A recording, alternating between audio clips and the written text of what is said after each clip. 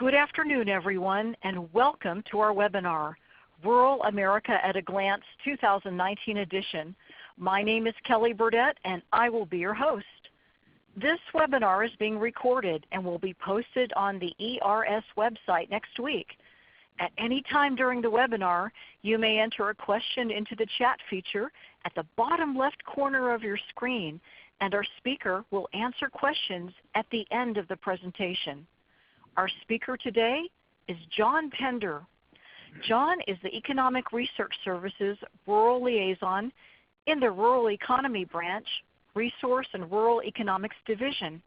His research focuses on rural household and community wealth and prosperity, and impacts of economic development programs and other policies on the U.S. rural economy. Prior to joining ERS, John led research on rural development and natural resource management in developing countries at the International Food Policy Research Institute. I think we're ready to start, so John, you may begin your presentation. Thank you, Kelly. As Kelly mentioned, I'm John Pender, and I'm the Rural Liaison for the Rural Economy Branch of the Economic Research Service. That means I focus on issues affecting the rural economy and the well-being of rural people. Today I'll be presenting some results from our latest publication on these issues, Rural America at a Glance 2019 edition. Rural America at a Glance 2019 edition was just released this afternoon, about an hour ago. It's one of a series, an annual, that provides an annual summary of demographic and economic trends in rural America. The specific focus of those trends vary somewhat from year to year in order to highlight current opportunities and challenges that face rural America. This publication, this annual publication, is part of the ERS At a Glance series, which also includes specialized reports on specialized topics such as rural manufacturing and rural education.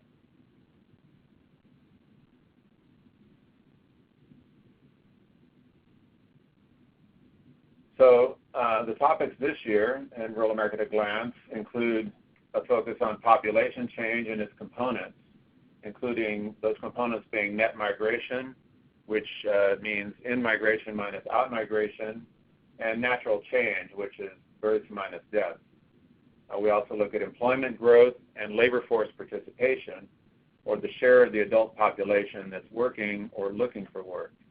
And we look at poverty trends, and then trends in real personal income per person. All of the trends that we discuss in this report cover the time period from at least 2000 to the latest year data are available. In some cases, we go back a few years earlier, just prior to the Great Recession, for comparison purposes. And most of the trends are compared across county types across what we call the rural-urban continuum. What do I mean by the rural-urban continuum? Turning to the next slide, we have some explanation of that. So the map on this slide shows the rural-urban continuum based on geographic characteristics of counties. Counties are classified as metro or non-metro based on the size of the urban population of a county. So for metro counties, having an urban population of at least 50,000, and also for counties without such large urban populations that have strong commuting linkages to an urban core in a metro region. Non-metro counties are all other counties and are often used as a synonym for rural. In this report, however, we do not refer to non-metro counties as rural counties because we're distinguishing them by the size of the urban population within these counties, as well as whether they are adjacent to a metro county. So to avoid confusion, we refer specifically to metro and non-metro counties rather than urban and rural, but we do talk about different degrees of urban or rural within non-metro counties. So on the map, you see the different colors showing here for different counties. The darker greens are all showing the metro counties in the United States, and then the other colors, the lightest green, the yellow, on up through the red and the brown, are all the non-metro counties. So the non-metro counties make up about almost 3/4 of the nation's land area, and are home to about 14% or 46 million U.S. Residents.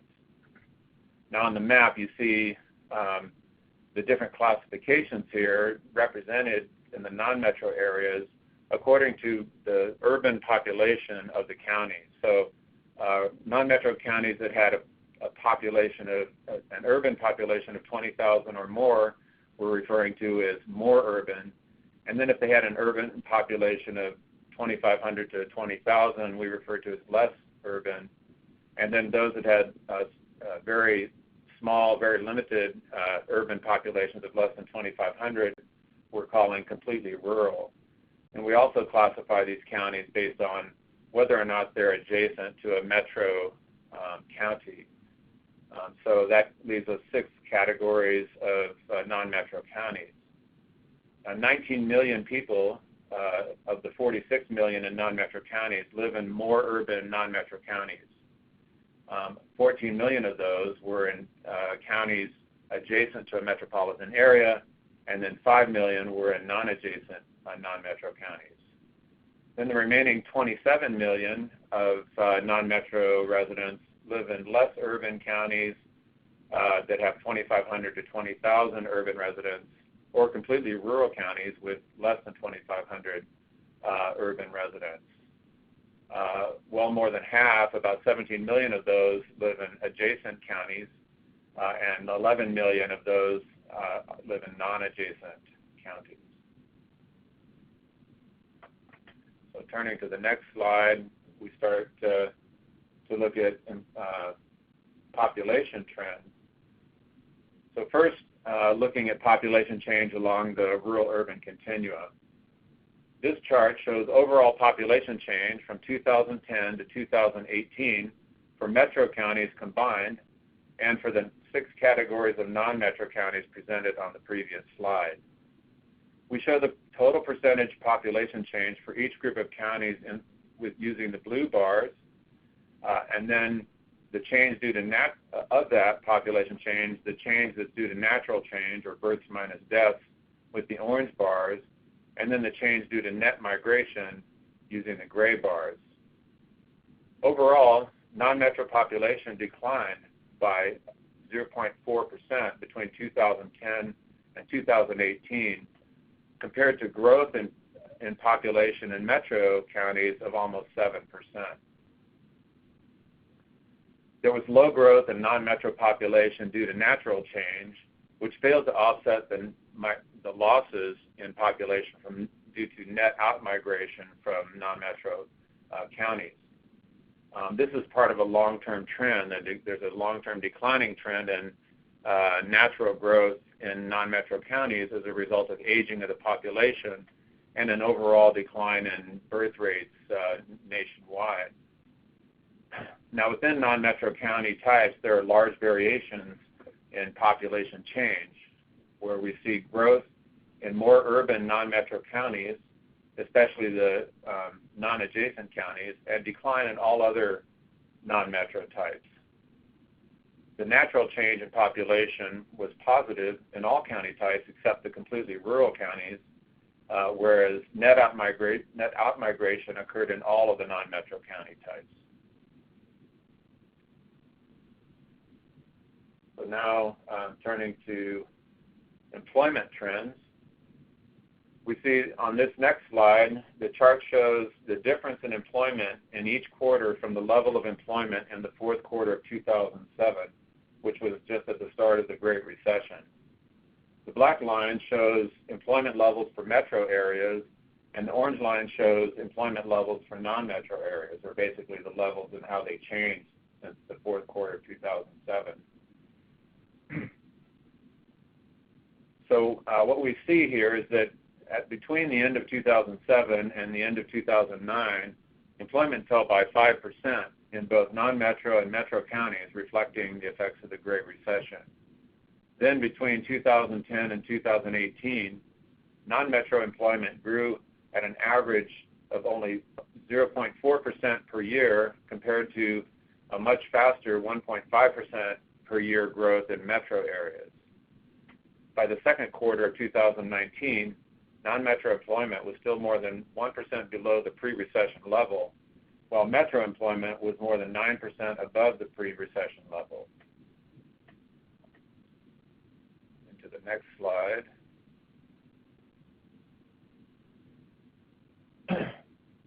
Now we look at employment change across the rural-urban continuum for the same period and compare it to population change. In the chart on this slide, the blue bars show total employment change in percent from 2010 to 2018 for each group of counties, and the orange bars show population change. We see that employment grew more rapidly than population in all county types during this period. So basically, the employment to population ratio was growing during this period in all county types. Among non-metro counties, employment growth was fastest, or more than 4% over the period, in the more urban counties. Among the less urban and completely rural counties, metro-adjacent counties had faster employment growth than non-adjacent counties. Then the completely rural non-adjacent counties actually had a slight decline in employment over this period of minus 0.4%.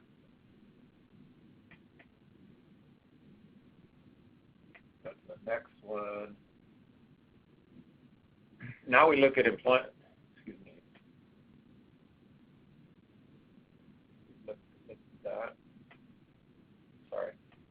As suggested in the previous slides, one reason for slower employment growth in non-metro areas is slower population growth. Another reason is lower labor force participation in non-metro areas. Labor force participation, which is the share of the adult population that's working or looking for work, is lower in non-metro areas than in metro areas. As a percentage of all of the adult population, labor force participation is 6.1 percentage points lower in 2018 in non-metro areas than in metro areas. This can be explained by three key differences between metro and non-metro populations. On average, the non-metro population is older, less educated, and more likely to be disabled.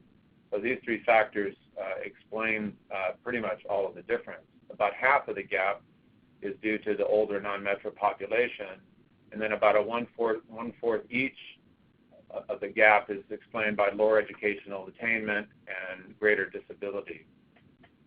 But even among the prime working age population, the population aged 25 to 54, labor force participation is lower in non-metro areas, and the gap is increasing over time, as shown in the chart on this slide.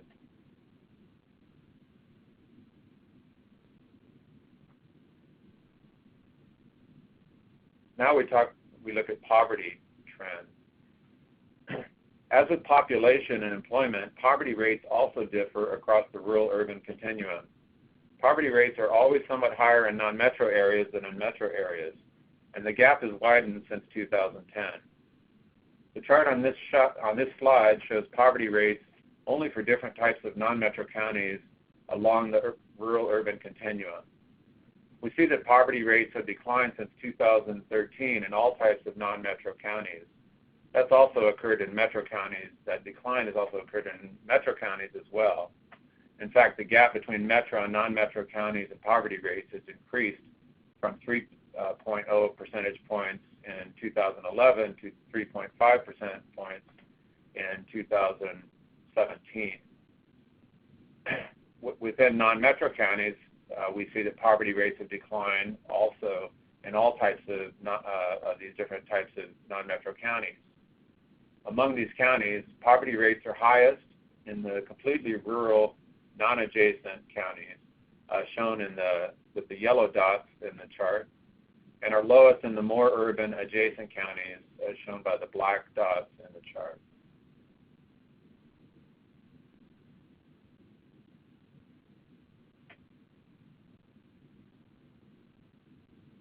Finally, we look at trends in real or inflation-adjusted personal income per person across the rural-urban continuum. The chart that's showing on this slide shows that throughout the entire 2010 to 2017 period, real personal income per person was higher in metro areas than in non-metro areas. In 2017, real personal income per person was $54,000 in metro areas, but $40,000 in non-metro areas. And the gap between metro and non-metro has grown over this period from 13, where, for example, metro areas had 13.5% growth in real income per person between 2010 and 2017, where it was only about 10% in the non-metro areas.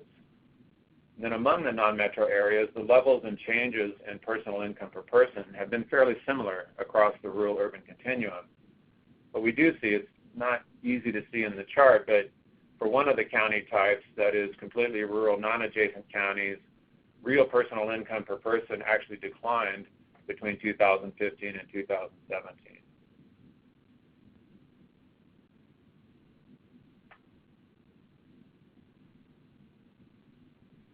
One reason that real personal income per person declined in the last part of the study period in completely rural, non-adjacent, non-metro counties is that these counties are more dependent on farming or mining than other counties. And both farming and mining income declined significantly during the latter part of the study period. In the chart on this slide, we see evidence of this by looking at trends in real personal income per person by county economic type. County economic classification of counties that ERS developed based primarily on the share of employment and earnings from particular industries. The chart shows the real personal income per person declined in farming-dependent counties after 2013 and declined after 2014 in mining-dependent counties. And this is a period when these are the periods when farming income and mining income began to decline pretty substantially. This relates back to the previous slide in that the completely rural, non-adjacent counties where we saw some decline in personal income per person are more likely to be farming or mining dependent than the other types of counties.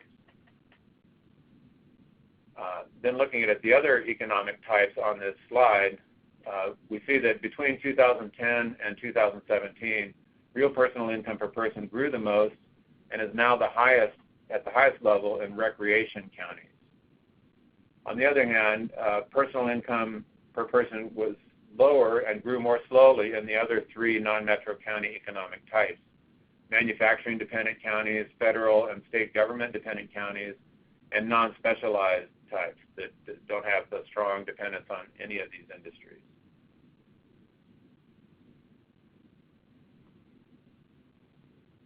So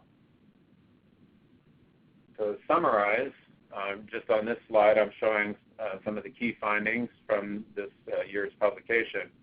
First of all, non-metro America, as we've seen, is quite diverse. There are many dimensions of diversity in non-metro America. Certainly, as we've emphasized, some of the geographic characteristics, such as the size of the urban population and access or distance to metro areas, is one key component of diversity. But kind of corresponding to that, we see lots of diversity in terms of some of the economic trends that we've been discussing. In particular, population loss we've seen population loss in the less urban and completely rural non-metro counties compared to population gains in the more urban non-metro counties and definitely in the metro counties. Employment growth has been slower in non-metro areas than in metro areas, and perhaps not surprisingly because of the much slower population growth. Among non-metro areas, there's been more employment growth in the more urban counties and in the metro-adjacent counties among the less urban or completely rural counties. And generally, we see that the places that had lower population growth had lower employment growth, although in all cases, the employment growth exceeded the population growth. Now, another factor besides differences in population growth that account for differences between metro and non-metro areas in their growth and employment and levels of employment is labor force participation. And we have seen that labor force participation is lower in non-metropolitan areas, and the gap is growing. We also discussed the fact that three factors account for much of that difference. The fact that people in non-metro areas are older on average, have lower education levels on average, and are more likely to be disabled. Then looking at poverty, we saw that poverty rates have declined since 2013 in all types of counties, but less in the more rural and remote counties than in the other county types. Then we looked at personal income per person. We saw that that's higher and growing more rapidly in the metro areas than in non-metro areas. And then in one type of county, the completely rural, non-adjacent counties, we actually saw a decline in real personal income per person after 2015. We explained that in part as a result of declining farm and mining income, which was, of course, important in farming and mining-dependent counties. Among other non-metro areas, real personal income per person is highest, or this is among all non-metro areas actually, real personal income per person is highest and grew the most in recreation counties.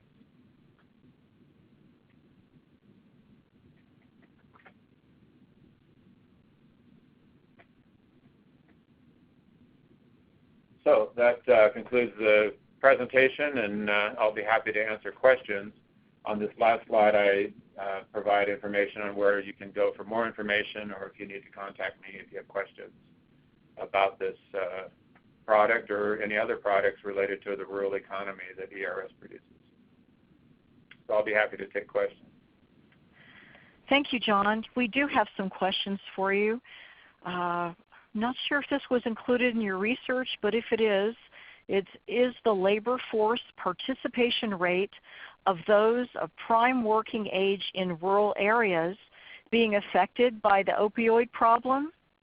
And is the pattern different from metro areas, or is there no significant difference across metro and non-metro areas? That's a very good question, and I guess the simple answer is I don't know. We haven't looked at that specifically. We do know that the opioid problem or crisis has affected both metro and non-metro areas, and we have a study that's kind of being completed even now, and we hope will be published in the next several months. But basically, what I recall is that the nature of that problem has been changing, and so what used to be perhaps more urban focused in some of the problems, it's now the problem has shifted into some of the more urban areas in particular regions of the country. So I don't know how much. I mean, certainly that does affect the labor force participation, but I don't know by how much. All right, here's another question. How often are these data measures updated? Is the census driven? Well, so we have data. We didn't put the data sources on this presentation, but on the publication itself, we list all the data sources, and of course we list on all the charts as well. So there are different data sources. The population data comes from the Census Bureau and the Population Estimates Program, which those numbers are updated every year. The employment data, much of that came from the local area unemployment service statistics from the Bureau of Labor Statistics. Those are quarterly estimates, so that's why we had estimates right up through the second quarter of 2019 for the total employment numbers. And then other numbers, labor force participation, that also comes from the Bureau of Labor Statistics, local area unemployment statistics. So again, that's quarterly. Poverty rates came from the Census Bureau's small area income and poverty estimates program. Those are also updated annually. And then finally, the data on personal income per person come from the personal income comes from the Bureau of Economic Analysis and the Department of Commerce. That's the same organization that publishes the national income and product accounts, but they also publish statistics on personal income by county, and those are updated annually as well. All right, here's another question. Why does the urban-rural poverty gap persist, and what might cause it to narrow? Okay, that's a good question. I can think of several factors that account for differences in poverty rates between rural and urban areas. And some of them I've mentioned here, some of them I haven't gone into in this particular publication. One factor is the lower labor force participation rate. Certainly when people are out of the labor force, they may be, tend to have lower incomes and maybe more prone to being in poverty. There's certainly, and I've seen evidence on that they're also working poor, but the rate of poverty among working people is generally lower than the rate of poverty under unemployed or people that aren't in the labor force. A second factor, which also relates to the labor force participation that I had mentioned, was education levels. So on average, educational attainment is lower in non-metro areas than in metro areas. And so because wages and salaries are positively associated with educational attainment, there's a higher rate of poverty in non-metro areas because a greater percentage of the people are at lower educational levels, either high school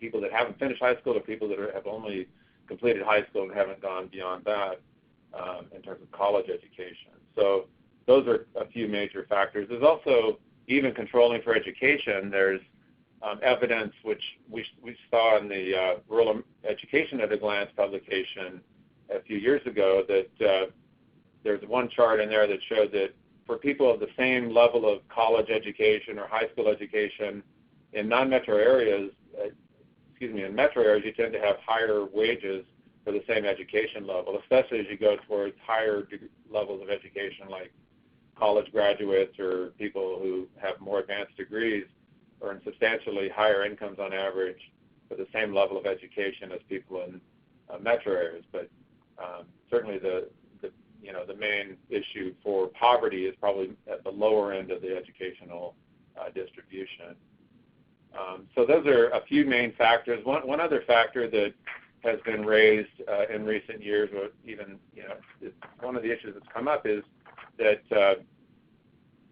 the poverty rate, as it's measured, is based on income poverty, and it doesn't account for the cost of living that might differ between metro and non-metro areas. So if the cost of living is lower, because, for example, the housing prices tend to be lower in non-metro areas, then that means that for the same income, people are, in a sense, less poor or less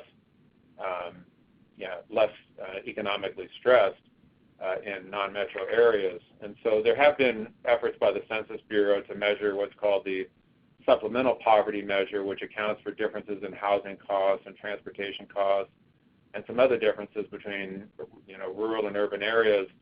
And they do find that when you account for those differences, that the supplemental poverty measure is, a lot of the difference between rural and urban areas and their poverty rates is eliminated.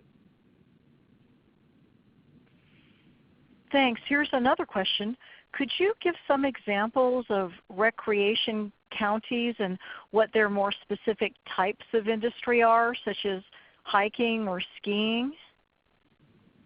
Well, it could be any of those. Basically, the way we classified recreation counties was it's based, again, as in the other types, on the share of income and employment in particular industries. So, recreational-based industries such as resort employment and so on, that's part of it. Also, the employment in accommodations and the food service industry. And then one additional factor that's taken into account is the share of housing that's kind of seasonal housing, temporary housing that you find a lot more in recreational areas. So, certainly ski resorts and resort areas and other locations like along beaches and places near lakes and water bodies, near the coast, A lot of these places that have what we call have high natural amenities tend to have greater potential for recreation economies.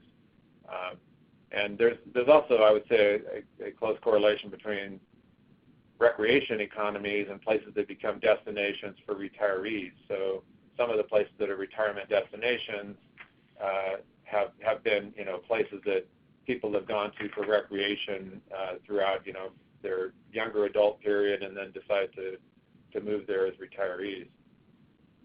So, yeah. Speaking of recreational communities, not sure I understand this question, but we'll try it.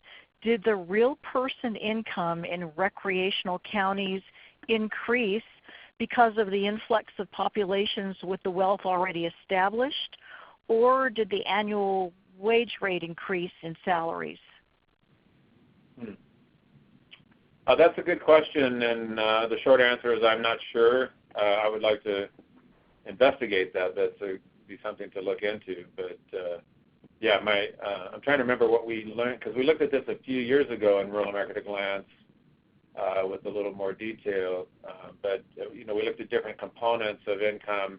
It's one of the puzzles is that often wages tend to be low in recreational counties or relatively low, because you have a lot of people in service industries, food service and accommodations and so on, that don't make high wages, and also people that are willing to live in such places with low wages because of the natural beauty and the amenities. So, but at the same time, you have people that come into these areas that have retirement income, and I believe that's one of the important factors, is that it's not just the wages that the workers make that affect the incomes of these, income per person, but it includes also the retirement incomes, and then the incomes from assets and from people's investment portfolios and things like that.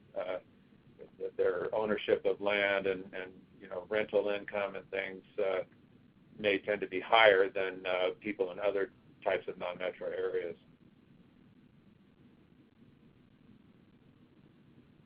All right. We have a lot of questions today. Have you assessed the correlation between your data set and food deserts, food security, and food justice initiatives? I haven't personally done that. We may have people here that I haven't personally looked at food deserts myself, so I would have to talk to people in our food economics division that have studied that issue to find out to what extent they've correlated that with some of these rural indicators. But I mean, I believe that there certainly are relationships. And there are people at ERS that know that topic better than I do. All right, and Becca writes, thanks, John. This was pretty depressing, though valuable. Are there any bright spots in non-metro America? Okay. I don't think it's all negative. I mean, of course, when you break things out, so let me go back to the slide, one of the last slides, which kind of shows some bright spots, I guess, or a bright spot. I mean, maybe the main bright spot that we see in terms of personal income per person is the recreation counties, and you see actually some acceleration apparently after 2013 in their growth of personal income per person. Whereas the downside is, we had a bright spot many years ago with the boom. You had the shale oil and gas boom, which you see reflected in the mining income and growth and income in mining-dependent counties. And then, of course, that's kind of fallen off in recent years.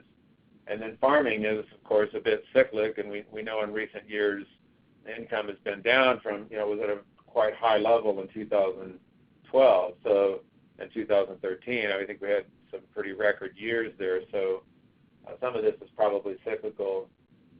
But the other good news, I would say, is that in all of these cases, the real personal income per person is growing in all of these categories, just not as fast as in metro counties, and differently. I mean, I would say, except for the recent cases that I mentioned, on average the non-metro counties, you have growth of almost 10% in real personal income per person between 2010 and 2017. So, yeah, there are, of course, differences across some different county types and so on, but it's not all depressing, I don't think. And the other point is, if we look at the poverty numbers, I think I showed those, that poverty rates are down, broadly across non-metro counties of all types. And I didn't show the results here, but unemployment rates have also fallen. Pretty much, the unemployment rates move in tandem pretty closely between metro and non-metro America. So over the last 7 or 8 years, I didn't show this, but basically they've moved right together. So as metro unemployment rate has fallen, so has non-metro. The non-metro unemployment rate tends to be a little bit higher. It's averaged about 0.3 percentage points higher than the metro unemployment rate throughout this entire period. But both of those have seen a dramatic recovery.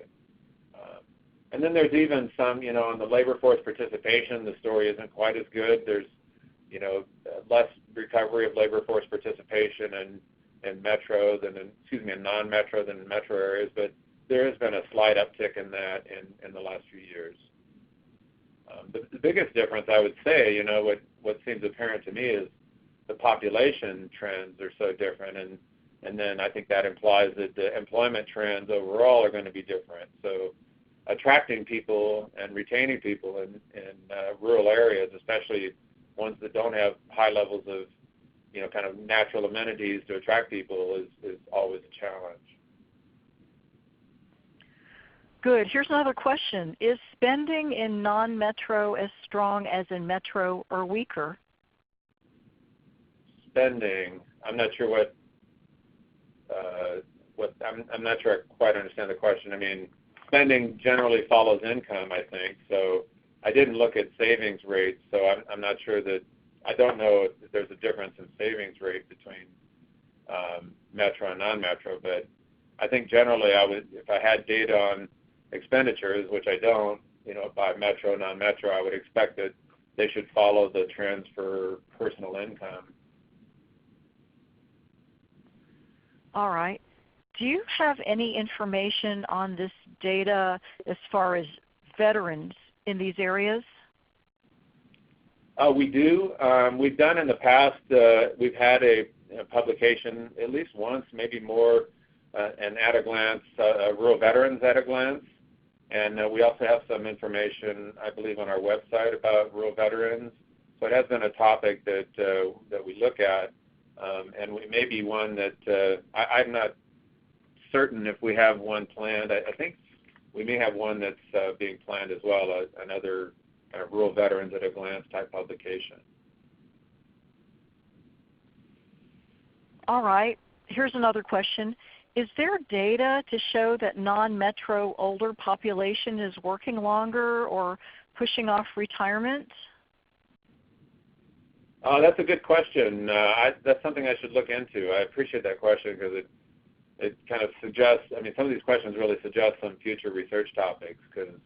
And it may be that the demographer, we have a demographer here that studies these issues more than I do, and he may be aware of that kind of work. But I'd be surprised, honestly, if there wasn't some of that effect going on.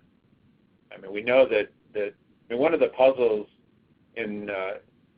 that's happened in this last decade since the Great Recession is the fact that the sort of retirement boom that some people expected, as baby boomers start to retire, you expect that some of those retirees are going to be settling down in non-metro areas. And so there's a potential kind of boom to places that are able to attract retirees, because they're effectively attracting their retirement incomes to the communities and the spending and the other contributions that they can make to those communities.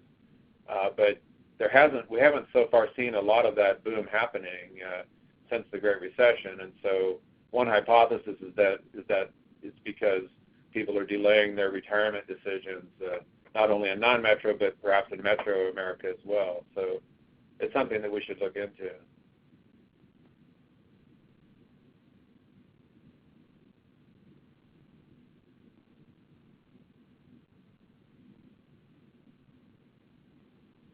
anybody there? Kelly? Hi there. Hey, sorry about that. I accidentally pressed the mute button. Oh, okay. Well, I have another question for you. What does this data tell us about what solutions we need to advance opportunity and well-being in different types of rural places? Oh, well, that's always the, what do they call it, the $64,000 question. I guess one thing it tells me, I don't sort of have a silver bullet, menu of solutions for every rural area, but I would say one point is that there's the diversity of situations in rural America means that there's probably not a one-size-fits-all solution. I mean, what has to be done needs to be tailored to different localities and different sort of places, economic potential. So what works in a place with high natural amenities and the potential for attracting lots of, say, recreationalists and retirees may not work in some place in the middle of the Great Plains. And so, different strategies are needed there. I think, this isn't drawn from this particular research, but, there is a widespread sense in the policy arena, I think, that investments in certain types of infrastructure are quite important, especially places that are being left behind, such as with respect to access to services like broadband. And so there's a fairly high priority that the administration and Congress have been putting on that, actually putting a fair amount of money invested in new programs for promoting broadband. But we don't know if that's going to be the panacea, or I doubt that there's a panacea for rural America. But there's certainly that can open up new opportunities by increasing kind of connectivity, opening up opportunities for e-commerce and telecommuting and other kinds of activities. It may also be important. I just mentioned, the need to attract, or the potential for attracting, some of these baby boom generation people as they retire. Well, you may need to have, investments in various kinds of infrastructure and amenities to attract people to retire and stay in rural communities. So it's not only natural amenities, but infrastructure like broadband and healthcare services and other kinds of services also are important, I think, to consider. So. All right, another question. It looks like employment in non-metro counties is still below the level before the recession. Is that correct? That's correct. But also employment per person has gone up. So, I mean, basically, some of that is a reflection of the decline in the population. So, yeah, you had a big kind of decline in population. You had some decline in population that is being now, it's been starting to turn around, but throughout the period after the recession, you had growth in employment. There was a decline in sort of labor force participation as well around the time of the recession, and we're just starting to see that turn around a bit. Okay. Are the conditions in rural areas structural, or can they be changed with government and business programs? Well, I'm not exactly sure what is meant by structural in the question, but there are certain, kind of, I would say, inherent issues that are involved in achieving development in rural areas. I mean, especially places that are more remote from urban centers, the frontier areas, and places that are, low population density. It's just more costly to provide services, especially and infrastructure. I mean, the cost per person goes up, as you have less population density. And then, in addition, some of the rural areas of this country are not only remote, but they're in mountainous areas and places where it's also just costly to provide infrastructure and services. So that creates kind of a difficulty right there. And then, as populations move out of some of these areas, that sort of increases the problem of providing, access to services and goods because, again, the cost of the sort of fixed costs of providing those have to be spread over fewer people. So, you know, the difficulty of providing educational services, healthcare services, and other kinds of services and goods increases. Somebody mentioned food deserts, you know, and that can also be a problem in places where, you know, you don't have enough population to support, you know, large supermarkets and things. So, you know, on the other side of it, you have, you know, changes with the way things are provided. So there is the potential now for, you know, people to be employed and to access services through the internet, through broadband and so on. You've got telemedicine for some kinds of medical services, distance learning programs. So those are both things that the USDA supports through government programs. And so, you know, there are, you know, kind of ways of trying to address some of these structural issues. I mean, I talked about broadband and their, you know, investment programs that USDA and the Federal Communications Commission invest in rural areas. You have some substantially, you know, very large new programs, over $1 billion being appropriated by Congress to finance the new Reconnect broadband program through USDA. So, yes, there are structural problems, but there are also, you know, there have long been structural problems, and yet policies have addressed some of them. An example that people cite would be rural electrification. Back in the 1930s and 40s, you know, the same arguments were made that, well, it's just too costly to provide electricity to rural areas, you know, because of the high cost of reaching, you know, low density areas, but the country made the investment anyway. You know, the commitment was made, and rural areas have been electrified for a long time. You could make the same argument about, well, the federal highway system. There was also commitment there, and that's not just to serve rural areas, but it certainly has, you know, was a large investment and a major commitment, and it has, you know, affected rural areas as well as urban areas. Another question. Has anything improved for rural America from last year to this year? Well, I think it's similar to the question that was asked before by Becca. And as I said, there have been improvements. Some of the indicators I don't have through 2018. So, like the personal income per person numbers and the poverty numbers were only through 2017. But you know, I believe that you probably would be seeing similar trends continuing on into 2018 for the poverty and income numbers. And then I mentioned that there has been some increase in the labor force participation. The employment levels are still increasing. They're not increasing as fast in metro areas, but they're continuing to grow.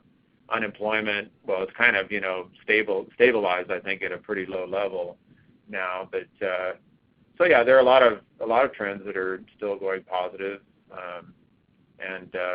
Yeah, I think overall the story is, you know, positive trends in many ways, but still lagging in many places behind metro areas or the more urbanized of the non-metro areas. All right. Now, this is somebody asking, have we done research in this? Assuming someone in a non-metro area does have a high educational level, is there any accessibility to higher paying occupations within a reasonable radius for those living in non-metro areas?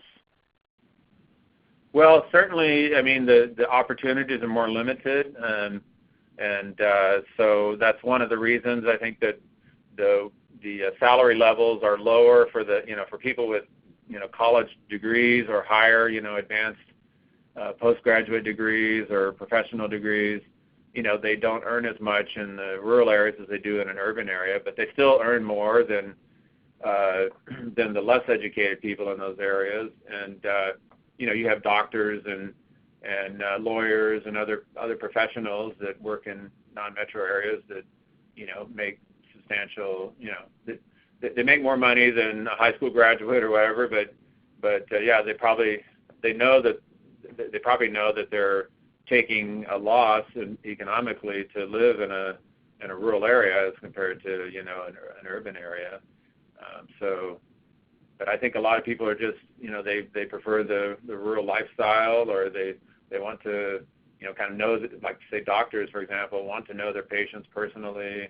They like that kind of small town atmosphere and so on. So there's some sort of non-monetary aspects to it that also factor in, I think, to people's decision. All right. And has the Economic Research Service done any research in this? Are there government incentives for firms to move into non-metro areas? Well, there are various programs that try to promote investment in rural businesses. We've actually, at ERS, have done some research on a few of the rural business programs, and in the last year had published some results looking at two programs. One was the Business and Industry Guaranteed Loan Program of USDA, which is the largest rural business program. And then we also looked at the Value-Added Producer Grant Program. So the Value-Added Producer Grant Program is trying to encourage farmers to shift into higher value-added activities, going into processing and so on, from just producing basic commodities.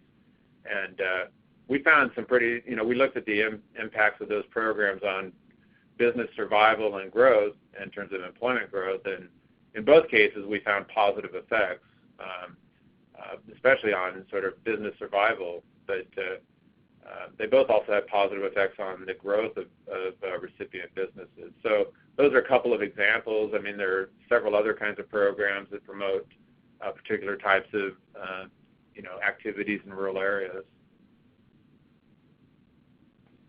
All right, we have one more question.